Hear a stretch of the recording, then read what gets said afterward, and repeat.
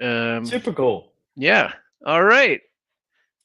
Let's. It takes some time for people to join, but if you're It's watching all on the good, man. recording, hello It's all good. everyone. Welcome to Let's Talk Markets Live on March 25th, 2025. And I'm super excited for this episode and to talk to you, Mo, about a topic that is like strangely of interest to to where sort of Urvin came from and to the community that follows us, which I say strangely because most people in this world have never heard of a transfer agent. And frankly, if you're doing your job, probably like shouldn't really have much awareness, right? Or at least that's how it's been traditionally. And from for Urvin, our mission is to connect investors and issuers and to cut out middlemen and to make it easier for companies to communicate directly with their Mhm. shareholders and for everyday investors to be heard by the companies that they invest in. And of course, anytime we meet someone who's working towards similar objectives, we get really excited. And so that's how we came across Mohit Bhansali. And we're thrilled to welcome you. You're the co founder and CEO of EquiDeFi. That's correct. Thanks so much, Dave. I really appreciate you having me. I'm just so excited about your company, the community that you're building, something that's so fresh, something that's so necessary.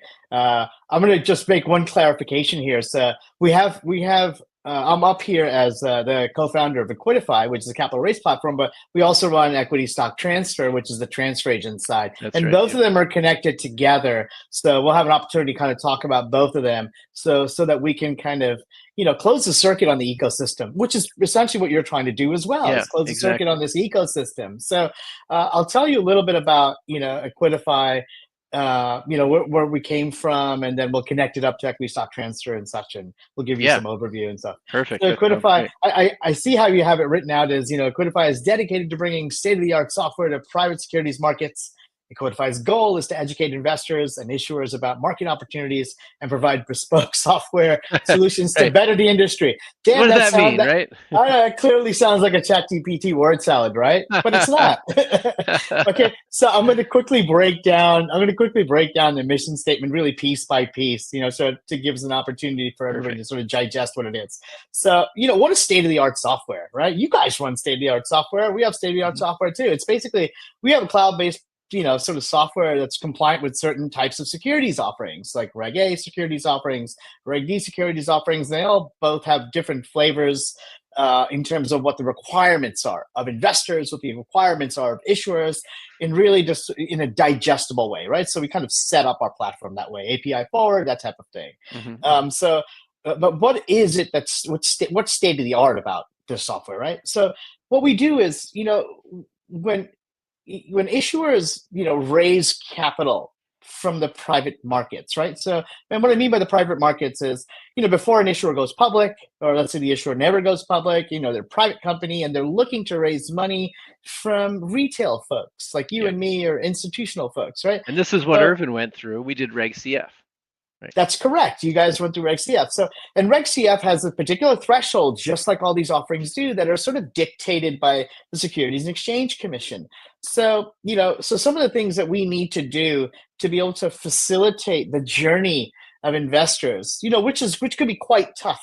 Mhm. When you're talking about securities that are exempt from registration, as opposed to going to your Schwab account or Fidelity account, just clicking one button and buying shares. Those are secondary shares, right? Mhm. They're traded on exchange, etc. You know that true and well. I know that as well.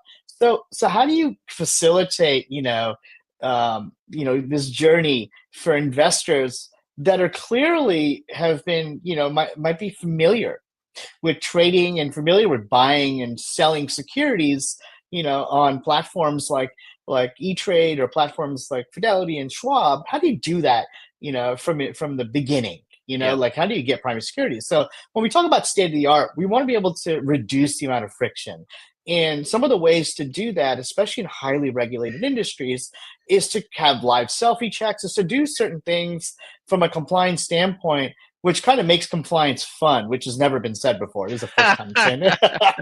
You So we're heard trying it to here make, first, you heard folks. it here first. They're Making making compliance compliance fun. That's fun, right? great. We're making No, compliance but fun. It's a lot, it's so yeah. important, right? What you're talking about. Just it's a quick interruption. Like one of the, Uh-huh. I think the great failings of U.S. capital markets in modern times has been the how late of a stage the average investor can get involved in a company, right? Like once a company has gone public from now in the sort of post Dodd-Frank era, they are a multi-billion dollar or more company. Like the wealth creation that happened from the earliest stages hasn't been available to most people. And then even when you had the Jobs Act that brought in a lot of and crowdfunding and all of these regulations that tried to bring it to people, you still ran into exactly what you're talking about, which is the friction and the technology problems of getting them in, safely into these kinds of investments.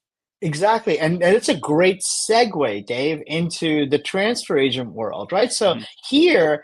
as you just so clearly stated, now we're at a point, we're at an inflection point, and we have been for a little while where, great platforms, that preceded us, like the deal makers of the world and other capital raise platforms that do large capital raises, like EquiDeFi has done also, they figured out this process and they're continuing to iterate on this process of getting investors into the capital formation funnel at the Mm, top, and then leaving them with securities at the bottom of that funnel. So you get your consideration in securities for the monies that you've put in, and you've been thoroughly vetted through the SEC ringer, if you will. right. But now you get to the transfer agent part, right? And the transfer agent part is where the funky plumbing exists, right? And there's that plumbing that, think of a transfer agent, guys, as a way of taking those securities that are owned by you directly and then holding it in record ownership, as they call it in transfer agent speak. And then there you have the ability to transfer those shares or migrate those shares to a broker dealer to sell them, right? So transfer Mhm. agents can't trade those securities, but you need to be able to have an exit strategy for the securities. You might Mhm. have bought securities 7 years ago, 6 years ago, as we'll talk about Monogram Technologies later on, Mhm. and now you're trying to facilitate an exit for yourself. So how do I go ahead and how do I do that? Can I still do that one click, limit order? Mhm. On Schwab, can I do that through the transfer agency? What does it take? And this is where the plumbing becomes a problem between the transfer agent and DTC and broker dealers, Mhm. and there's all this connectivity, which is legacy, which we're trying to solve for. And I think this is where shareholder education, in terms of what you guys are doing, also becomes part and parcel and helpful to be able to educate the shareholder on that process as it exists now and where it could be heading. Yeah, So I exactly. I think mean, no, we see these like these new, younger, modern shareholders. They want something different. They want something that I think previous generations of investors didn't want. They want that connection to a company. They want this direct engagement with a company, and they want to understand the plumbing. They're they're not willing to let people sort of hand wave it away, as I think has been done in the past. They want to understand, how are my shares custodied? What are my protections? What are the protections of the system against abuse? And exactly. frankly, in most of these systems, they're not very satisfied with the answers they're getting. No, absolutely. And I think that's kind of what inspired this, the creation of Equidify also, is to be able to say, Okay. hey, look, the transfer agent industry can't really do this, right? So how do we as if you think about a securities transaction, as sort of like this, something that's sort of linear on from the top of the funnel when you make your investment to the bottom of the funnel when you get your securities. The transfer agent is the one that issues securities, right? So we always Hmm. come in at the end of a transaction, a given transaction. We get a letter that instructs us and authorizes us to issue the securities to the very people that invested. So we thought to ourselves, hey, Equidify would be great as the top of the funnel, basically a bookend, Hmm. right, to a private placement transaction. If the transfer agent is already going to be absorbing all of that information in a compliant manner, then why don't we just get that information in a compliant manner so it just Yeah. facilitates that sort of conduit and transfer of information. So that's why we started this, because the transfer agent's been in business for about 15 years. When we started Quidify, we kind of knew we've been through the ringer as an agent, so we kind of knew how to do that. So that's why, those are sort of the problems that we wanted to solve: is misinformation, poor compliance. Where with the transfer agent side of things, that's belt and suspenders. We're regulated by the SEC. We need to have our registrations correct. We need to have all those things going on. So that's what we did, and now we see the transfer agent industry moving forward with guys like Final Equity, who of course we're working with Monogram Technologies, and also with you guys. They are advancing and moving forward the idea of what the modern transfer agent should look like. And as much as they can push the envelope on that side of things, we'll still need the assistance of DTC, and DTC is still starting to move forward with some of their initiatives. And I think that's when we'll have, this sort of like nice linear, frictionless, in an ideal world, interconnectivity between all these systems. So I think that's so interesting to see sort of this, like how you've brought the entire thing together from the earliest stage of a company, all the way through to being a public company and being a mature, a mature organization that has made that journey. Sort of what's been your experience working with companies through that whole pipeline? How has it been, and how is what you guys have been doing? How much better has it been than what traditional finance and the traditional mechanisms that are in place would be? I think that's a great question, Dave. I think it's one of the most important questions, because it's very easy to toot your own horn with some of the successes in certain areas and certain components of your platform. The Yep. fundraising aspect of it, just literally like raising funds through credit card payments and various different digital payment rails, has increased investment velocity. You have more people coming in to be able to do that. So we can do all of these things, and we solve for KYC, KYB, AML, e-signature and document management, Yep. AI customer service bots, all this sort of stuff we solve for. But the one thing we haven't solved for, through these multiple journeys that issuers take in trying to raise funds through various different, capital, sort of capital acquisitions and such like that, is shareholder education and shareholder communication through this process.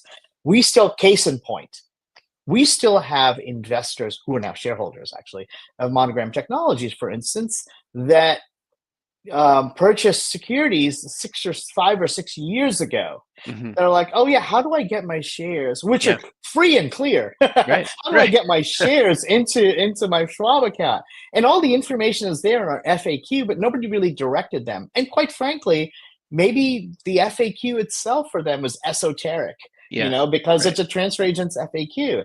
Right. These shareholder communities that you're building allows for the benefit of a shareholder being having business information, information regarding escheatment, which we're going to talk about, information regarding proxy solicitation and meetings, information about share migration, all in one place. And I think that's the key here. That's really the benefit of verified communities of shareholders being educated without the noise of bots and other folks being on there, being dismissive or not providing information with the level of clarity that they need. Yeah. So to expand on what Mo was talking about, last week, and we've announced this, but in case you're not aware, Urvin and Monogram Technologies, a very successful publicly traded company, partnered, and Monogram went live on the Urvin platform to connect to their shareholders. And we launched a verified shareholder community with Monogram. And Monogram, Monogram is one of the most successful crowdfunding stories out there. Is that right?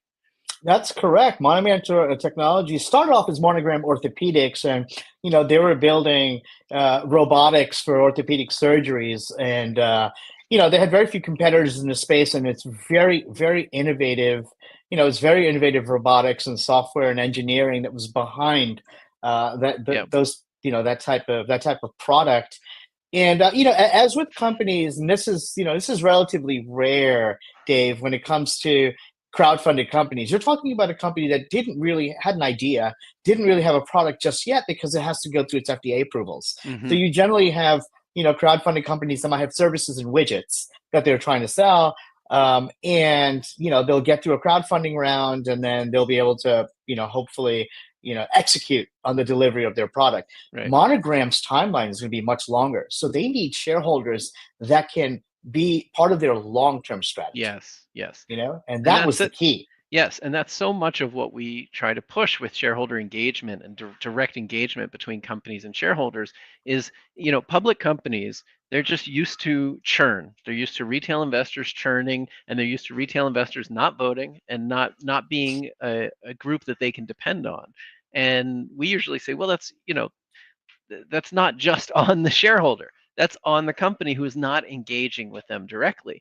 And this is a great example, Mo, what you're saying, that here's a company that needs long-term shareholders. Now, long-term shareholders are good for everyone, any kind of company, right? They bring down your cost of capital. They make it so that your biggest fans are now staked into your success, and usually your best customers. Although hopefully not too much with Monogram, because they're doing knee replacements. I hope all you Monogram investors don't need knee replacements. But hey, if you do, at least you're staked in the company that's doing it. But exactly, I think it's so important to think from that perspective. So here's a company that did a crowdfunding years and years ago, and has successfully executed on this journey to become a public company, has received FDA approval. It's a great success story, and now they've got this great group of investors. And what we see is these investors, much like investors in almost every other public company, they've got lots of questions. They've got lots of things that they want to know, the more information they want, mechanics like what you're talking about, where this wasn't simply something that they clicked and bought shares in. They came through this journey, and now maybe they do want to sell their shares, or they simply want to move those shares to where all their other holdings are, or they got warrants as part of the investment, and they're curious about that.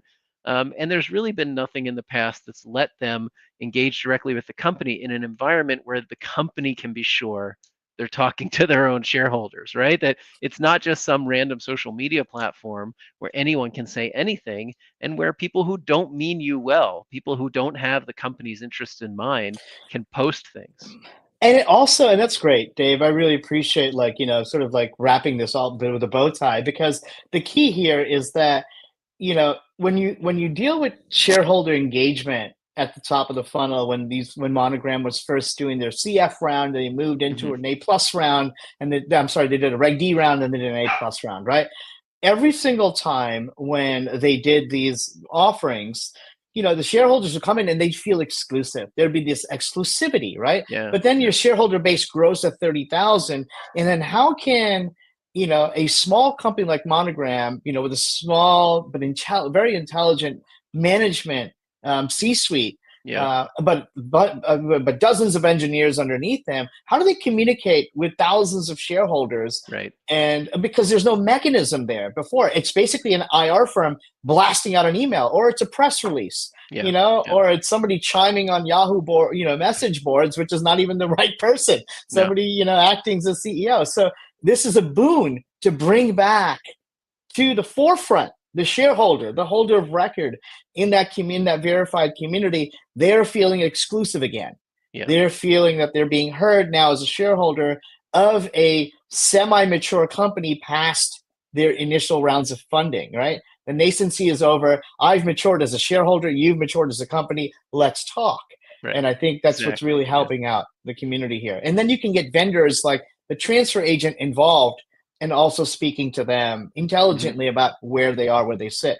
One point of reference I have for you, which is kind of case in point, which speaks to what you're talking about in terms of shareholder engagement and information, is that Monogram started off. It's all public information. Monogram had about nearly 28 to 30,000 holders of record on our books as a transfer agent, right? We have seen the super majority of those still in record holdings. And that is a testament to these folks being registered owners for the long haul, wanting to be part of it. If they wanted to exit, they would have gone out, and several have, which is absolutely fine. That's your choice. You supported the company from the beginning, That's your Yeah. exit strategy. But there are a lot of them that are a lot of shareholders that are still very much engaged, very much looking for the future of that product and want to be involved in the community. Yeah, to me, that's just such a fantastic success story. And it's what markets are supposed to do, right? Markets aren't supposed to be a casino of gambling. They're supposed to be a place where innovative companies can come raise capital and shareholders can get into those companies where there's a great wealth creation effect for success and where, there is an actual relationship that develops. And so I think this is just a great seg from, okay, so EquiDeFi did all of this on the front end to help bring people into the funnel. Let's talk about the stock equity stock transfer and the transfer agent space. What was your experience in the transfer agent space coming into this? And then what did you think? Like you could have EquiDeFi could have just used any old transfer agent, but you didn't go with the big legacy behemoths out there. You said this is a space ripe for disruption. Why did you see it that way? So I think, yeah, that's a great question, Dave. Equity. So transfer agents in general. Let's start from the beginning really quickly. Transfer agents in general, nobody knows who they are except except issuers, and issuers don't know who they are until they're introduced to transfer agents vis-a-vis either a securities lawyer or somebody in that space, Okay. right? So transfer agents really serve a back-end function. Right. The client of a transfer agent is not the shareholder, actually, is the issuer, right? And the stakeholders are the shareholders, if you will. Mm-hmm. The reason why we found it to be important is post 2012 into 2015, let's just say after the Jobs Act was passed, once you saw companies doing a lot of Reg CF and Reg A raises, there were a lot more shareholders, and transfer agents traditionally used to 15, 20, 30, 40 holders of record, which would usually be institutions or other funds, if you will.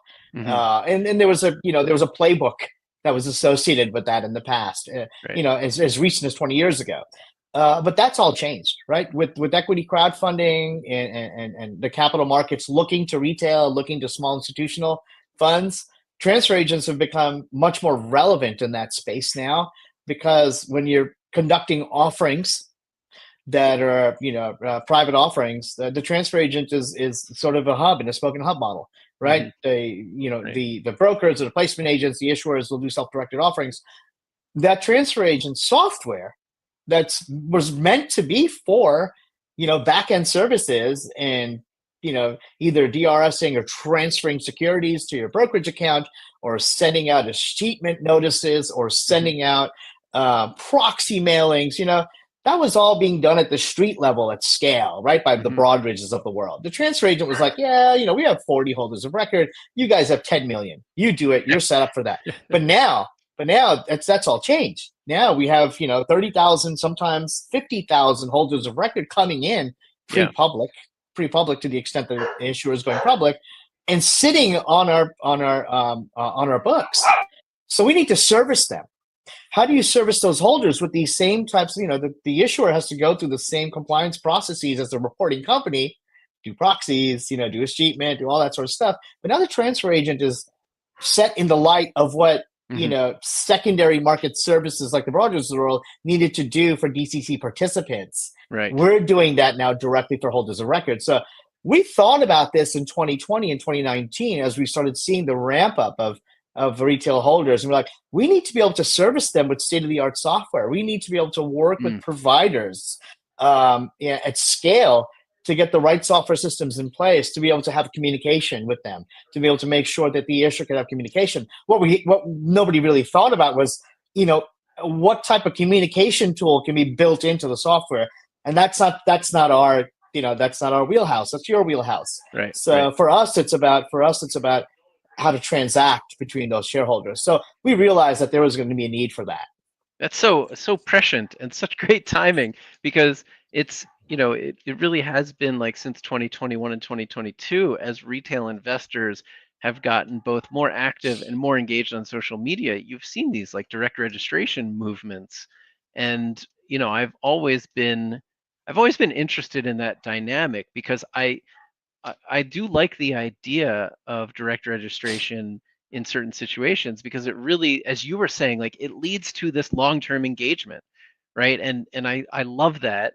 I think sometimes there are potentially other issues which we've tried to highlight, like escheatment, as you mentioned, and and then there can be tax issues and all sorts of other stuff. But at a high level, I think direct registration is a great thing. I'm curious, like, have you seen that playing out in terms of like, what has been your experience with direct registration, and are you surprised that there's like this movement now out there to directly register people's holdings? So direct registration, it's very interesting. I'll share with you one anecdote with respect to direct registration to answer your Hmm. question directly. And that is in 2021 or so, there is a company called BTCS. And BTCS is a NASDAQ company.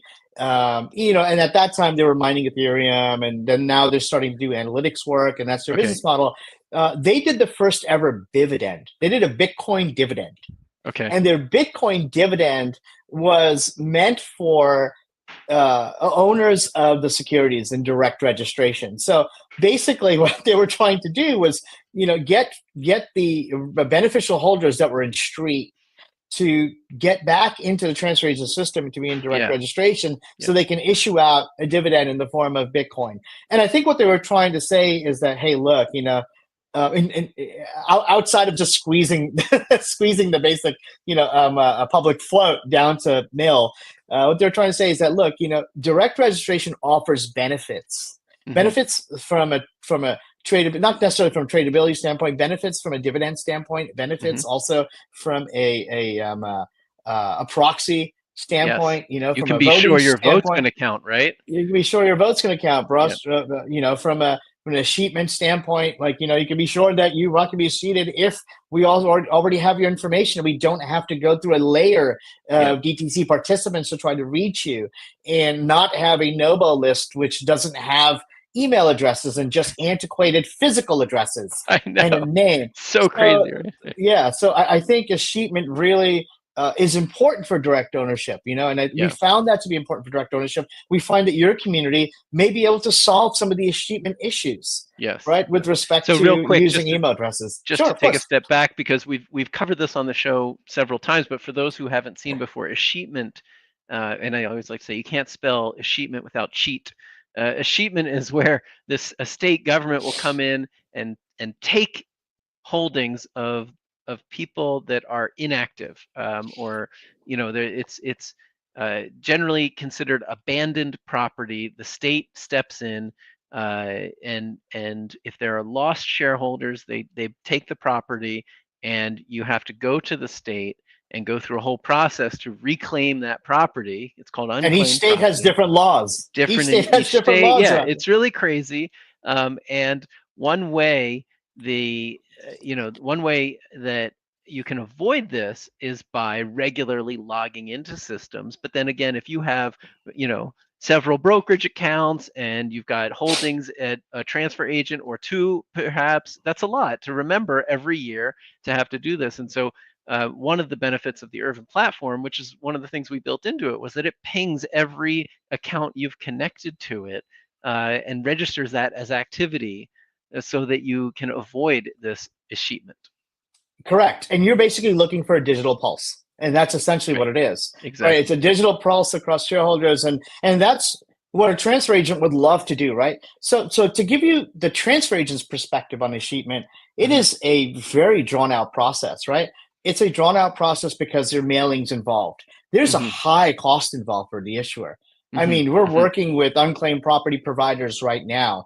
And you're talking on a per shareholder basis, you're talking dozens of dollars. Now, dozens of dollars is nothing, but when you have that at scale, that's an It issuer paying tens of thousands, if not really hundreds of adds up. thousands of dollars, right? Yeah. And then, so with the mail, it's an antiquated system. And what we understand is we understand the concept behind this, right? We understand what the state is trying to do. We understand what the issuer is trying to accomplish within that context.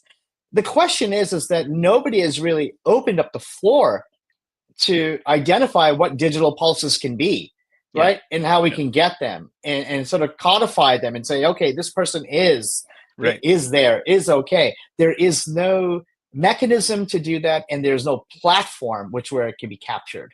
Yeah. And I think this is another platform where you can have, the capturing of that. Yeah. Okay, so while we're talking transfer agents, I do want to get this question in because someone actually, I announced it. We were talking to you on Twitter, and someone asked a specific question. They said, when someone DRSs to the transfer agent in my name in book entry from the broker, is it possible to still be only the beneficial owner while the broker maintains direct ownership of the shares of the transfer agent? Have you ever seen something like that happen? No, because the transfer agent has, unless there's a custodian relationship, the transfer agent can book it as the broker being the custodian for the benefit of that particular holder. But the transfer agent holds it in record holding name. So the entire difference between a broker dealer or a brokerage firm holding it in beneficial holdings name is you don't actually own the You securities. don't own the securities. You don't own the You own an securities. entitlement. You own entitlement, right? You're the beneficial holder. Yeah. So you're the beneficiary. You're not the direct holder. As a transfer agent, you're the direct holder. Mm-hmm. So that's hopefully that answers that question. But we get that question quite a bit, Yeah. and it's one of the reasons why some of that plumbing with respect to AGMs, and that's why legal proxies are necessary for voting. Whereas I didn't mean to kind of segue right into that, but there's so many examples of this layer that's in between the transfer agent and you Yes. as the record holder and the DTC participant, which is the broker. There are all these layers where they have to check the box in order to get rights to do something that they ordinarily think that they would be able to do if something was owned in their own name. Yes. No, and I think that this is a great example of that complexity where someone is, they buy shares on the app and they're like, I just bought shares. These are my shares, right? And it's been now like years of people finding out, no, those aren't actually your shares. It's super complex. Not only that, your shares are probably being lent out And they're to right. 5 different participants. It's being parceled out and lent out and stuff. Like you have no Yep. idea. So if there And was a way, rehypothecated and if there was a way to chain follow the lending. money, there was a way to follow the money or follow the shares. Wow, that would be a matrix right there. Yeah. Oh yeah, yeah. And it's shocking to some people how complex it is, how what the brokers do in terms of like how they default you into these accounts, into these lending agreements, and now suddenly you want to vote. You want to vote your shares. You want your voice to be heard. You care about corporate governance, or you care about the direction of the company that you've invested in, and now you have no idea if that vote Right. counts. And And and it's so also timing. It's timing yep. expediency. We see this all the time. We see, shareholder votes for a given issuer, and an AGM is coming up, and it's very easy for a record owner, that has shares that they own directly, go pop right into our system, and within seconds use a control number and vote because they're a record owner.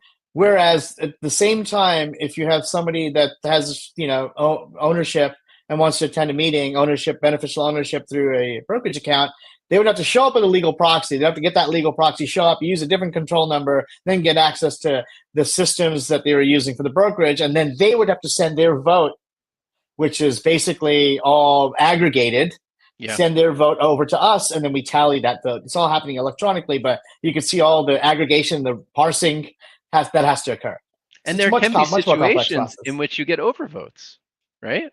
Yeah, absolutely. There can be situations where you get overvotes, which is precisely that's a great statement there, because that's exactly why beneficial voting and legal proxy voting ends, sufficiently before a meeting, so that you Yeah. don't have a situation like 12 hours before, whereas record holders can generally vote like right up until the time. Right. Oh, that's okay. Yeah, I didn't even realize that. That's Yeah. super interesting. Yeah, if you look at a proxy, it'll sometimes say, either our proxy or computer share proxy, whatever. The night before is when legal proxies are due. After that, no. Hmm. And so and I mean it is crazy to me that you can have overvoting, right? Because it should be so simple. It should be one share, one vote. But when we get into lending and rehypothecation, and suddenly multiple holders potentially of the same share, you get voting issues. You also get dividend issues, right? Because if your shares are lent out, then you will receive cash in lieu of a dividend. That's right. And there are totally different tax implications to completely that. different tax implications. And then it starts getting real funky if your ownership is in a trust, if your ownership is in, again, you're another order removed because your ownership, you're the beneficial owner of the actual entity that's a beneficial owner of the participant, Yeah. which is holding the custody. So you can see the trickle down effect of that also. Yeah. So it gets pretty funky. So it seems like an area, again, that we see in markets all the time in which the middlemen have just thrived and in which the complexity is on purpose because a lot of people are making a lot of money from it. And here you guys come in and we come in and others come in and we're trying to sort of cut through all this and reduce complexity and get back to basics of investors and issuers. Have you found? I'm curious if you've sort of found industry resistance to what you're trying to do. We haven't really found any industry resistance just yet because what we're doing is still probably seems like in the greater part of the industry a blip, Yeah. to, some of the old traditional, sort of DTC movements and such. I think what's happening here is that once institutions come to see the DTC DTC stakeholders are DTC participants who are broker dealers and investment banks, right? So they have a vested interest. So DTC is essentially working for them. So it doesn't really lend itself to benefit DTC from giving transfer agents and retail folks that would, if retail investors have a choice now between opening up a bank account or opening up an investment bank account with a Schwab or a Goldman Sachs or a Merrill, where they have brokerage accounts there and they get first crack at an IPO or first crack at an offering versus an issuer going direct because the issuer just has a massive rabid customer base that they could convert to investor base and back to customers, right? It doesn't really help those guys out. So I think, we're not going to see a lot of traction until we see some DTC movement and we see some modernization moving forward. I think you have enough. Yeah, I think you absolutely have enough inertia there from the retail communities, to be able to push this forward. And I think you have really smart, engaged issuers, that whether they want to go public or other types of exchanges open up, like ATSs have much more volume and better exit strategies. You'll have all of that sort of movement going on. I think we'll see better outcomes there. Do you think so? You think the DTCC will, I don't know, maybe be pulled kicking and screaming into modern times? I don't, but let me tell you one thing, right? So last year, the DTCC implemented DWAC API, right, which allows transfer agents like us to invoke their API and be able to, use that API to DWAC shares to a broker. But it still uses a centralized DTC system. It's just a small path forward that they created. What we're waiting for is what they do this year. So what they're sandboxing right now is DRS, and I know we talked about DRS a little bit earlier. That they're trying to create a real-time DRS process via API. Wow. Via API, yeah. And there's some conferences that are going on. Our trade conference, Dave, is in October, where they're going to make a reveal, and we're on their monthly newsletter, and they obviously have. They have their strategy teams that are out there that are poking us for Q&A, all that sort of stuff. But that's the movement. Now, to the extent that real-time DRS can happen, that would be a game changer. What I'm trying to understand is how would that impact the participant community, right? I'm wondering how that impacts the participant community because, that's something that would just change the course of a lot of public company issuers. Like, for instance, the offering that we have right now that's going public. We have a client that's going public on or pricing on Friday, but they're going to start trading on Monday. And it's a very, very large company, which you guys all hear about. They have about 30,000 shareholders that we have in record ownership. And they're going to all wake up that morning and wanting to DRS their shares. And they're not going to know. And that's why we're trying to educate that community. They're not going to know that they can't do it, on trading day at T. The best they can do is T+1. and they need to be able to interact with their broker dealer to be able to make sure that they facilitate that movement. Right. So, but in a real time DRS world, they would be able to click through, an ideal situation, click through our platform to be able to DRS those securities. Yeah, I mean, over the last couple of years, we're constantly hearing stories of investors trying to DRS their shares and having trouble doing it, running into issues. Certainly with foreign brokers, it's a whole problem that it's just a nightmare. But even like some of the biggest U.S. retail brokers, sometimes they'll say we can't do it. we can't DRS these shares, or it'll take weeks to do it. Yeah, and it's it'll take weeks to do it. And what the and heck the are other they thing doing? Is, well, we got word. I mean, there was a broker dealer, a major broker dealer, that had, about a year ago, they sent us a notification because they kept getting on the day of trading for Monogram Technologies. Actually, when they went public, they sent us a message from their operations team that, hey, we're going to put a 30-day freeze on DRS eligible securities, which means that they call the shots there. Like, DRSs are available, and it was sort of an a la carte kind of move, right? It was a discretionary move. So you had they had all these other broker dealers that were accepting these securities, and there's one said, we're just getting flooded, we're not going to do it. So, which I thought was hilarious, and they got flack for that. I sometimes it just blows my mind when I hear these kinds of stories, and the brokers feel that they can do this. Like, these are your holdings, these are your investments, you're supposed to be the customer. Now, unfortunately, the definition of a customer is one who pays somebody for goods and services. And so a lot of these brokers that charge zero commission, that's the investor is not the customer, right? It's the wholesaler, it's the company that's internalizing their trade that's paying them. And so they spend all their time and effort making sure they're happy, and the investor is the one who gets the shaft in that situation. And this is like a great example of it. Like, I bought shares. These are supposed to be my shares. I should be able to do what I want with them. This is actually one of the core tenets of our We the Investors movement, is investor choice and control. You should be able to control those shares, control easily whether they are being lent out or not be put into things without your understanding what you're getting put into. And I often think, like, that's one of the fundamental issues here, is a lot of investors don't even realize their shares are being lent out, and so they don't even realize that there's going to be an issue if they want to call those shares back, vote, or directly register them. Spot on, Dave. I have, in light of what you just said, I have a call next week with one of the executives at Robinhood, and Robinhood doesn't even accept DRS. Right? Yeah. They're such a discount broker. They're like, hey, it's only ACAT transfers, and that's it. So my call with them is going to be about, hey, look, we have a lot of holders here that have, it could be a lot of holders we haven't checked yet that may have Robinhood accounts, and they're SOL. They're trying to get, they own their securities, but they can't even get into you. For the purpose of trading. They have to either open up another securities account, or we have to DWAC those shares. Like, so, it's clear to me that we have to be advocates. For our constituents, which are ROs. We have to be advocates for them.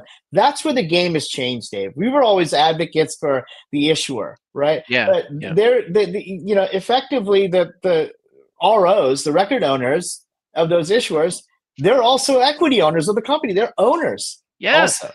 Exactly. They're owners, right? They're owners. You can't treat them as like, people that are just, kind of holding shares for the purpose of trading them out, and they're just like, some kind of shysters or whatever it may be, or just opportunists. Whatever. They're when they're in our system, they're equity holders. We need to serve them in the same manner and be advocates for them, because they don't understand the system, and we're closely aligned and connected to the system, the greater system, and the greater plumbing that's there, that we can help facilitate and fix and be agents of change for that.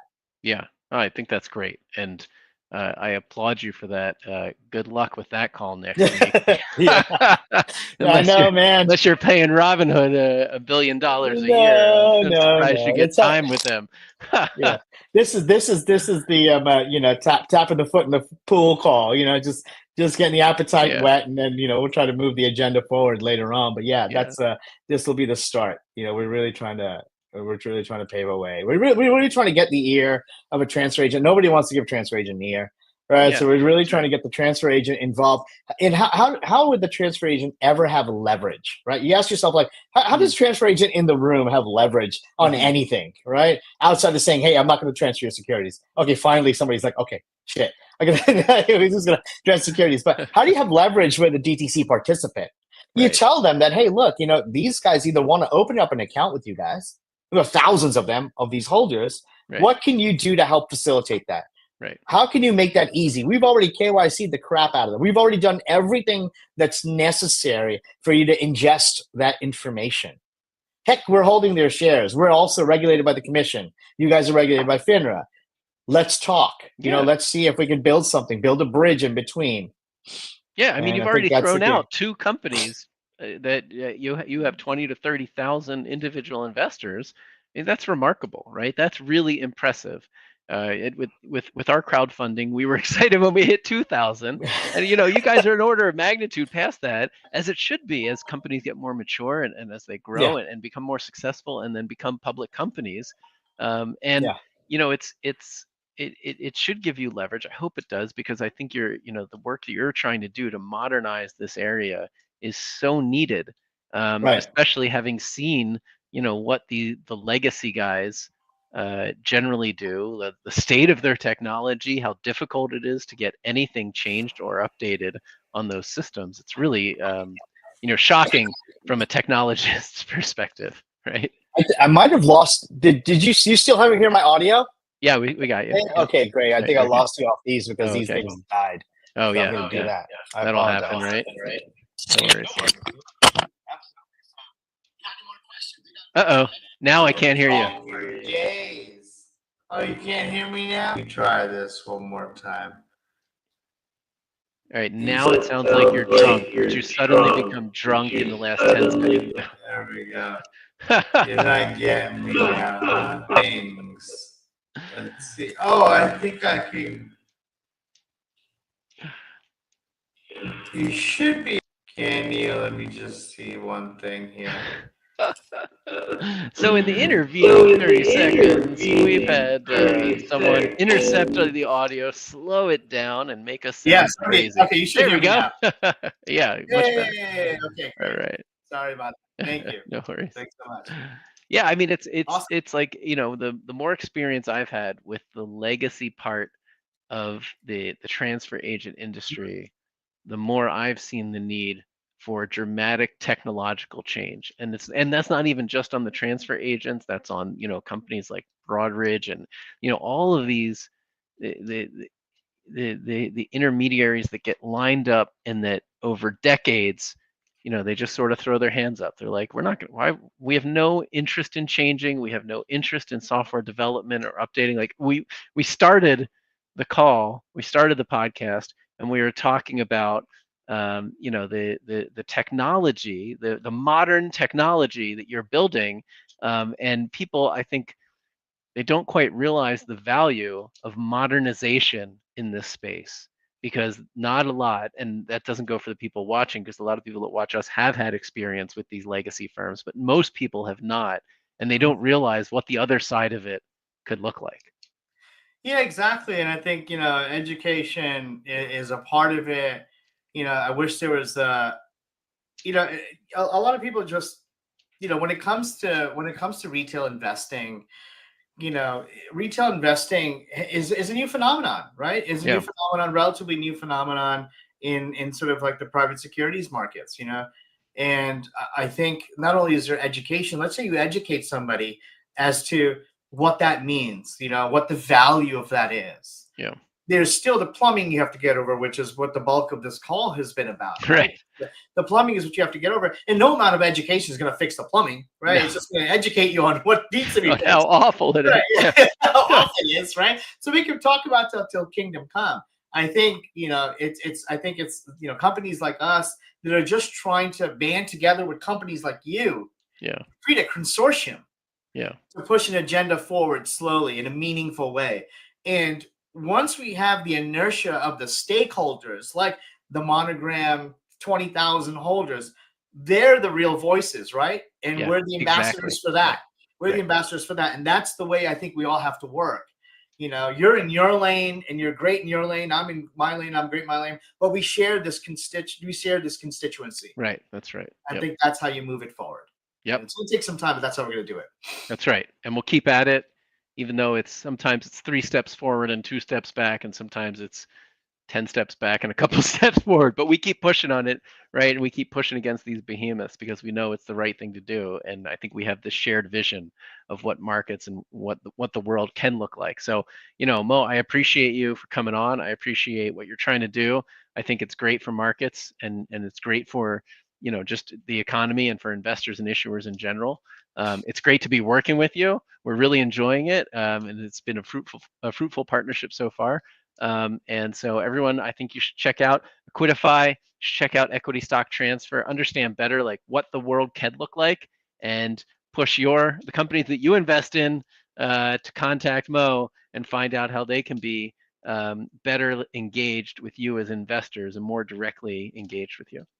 I appreciate that, Dave, and I thank you for having me on. Number one, I thank you guys for what you're doing. It's something that we've been looking at for so long, to be able to find a partner, to be able to find a service that is able to help the greater shareholder community, especially in the types of offerings and the type of clients, or the flavor of issuers that we have, that have these large bodies of shareholders that really need a verified shareholder system and community to be able to assist there. So, and we're glad what you guys are doing with Monogram. I think if there are any Monogram shareholders that are out there that really want to speak with other shareholders in the community, and also want to, be in touch with the Daves of the world, the Alex of the world, the entire Urvin team, and also the C-suite of Monogram, and also Equity Stock Transfer, as we're on there too, we'd be more than happy to facilitate a conversation, help you all out.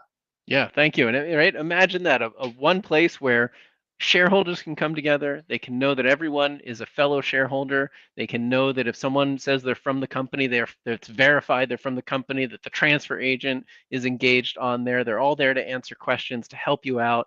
It's bot free, it's shill free. It's the platform that we've built. We're really excited. And it's such a cool UI. The UI is thank you. awesome, man. Yeah. It like blows Reddit away, dude. It's an awesome UI. So we try. We're so thrilled that we've launched, and to see the idea come to fruition. It really is just so validating. So thank you for that. Appreciate the kind words, Mo. And everyone, thanks for tuning in, listening. We had a great viewership this time, so always fun. And we'll have, if you haven't been to Urvin.finance, come check it out. Come connect your brokerage account and enter these verified shareholder communities. Or if you're a Monogram shareholder, you're already in there. Because we work directly with the transfer agent. If you're a public company interested in this kind of thing, we're here to help. Interestingly, in 2 days, now onto another subject, the Paul Atkins is going to be having his confirmation hearing for the new chair of the SEC. That's on Thursday at 10 a.m. So I will be watching that and covering it in some way. Haven't quite figured it out. Maybe just posting, maybe on a live stream. We'll see. But subscribe and like if you're on YouTube, or follow us on other social media networks. And we'll see you next time. So thanks for joining.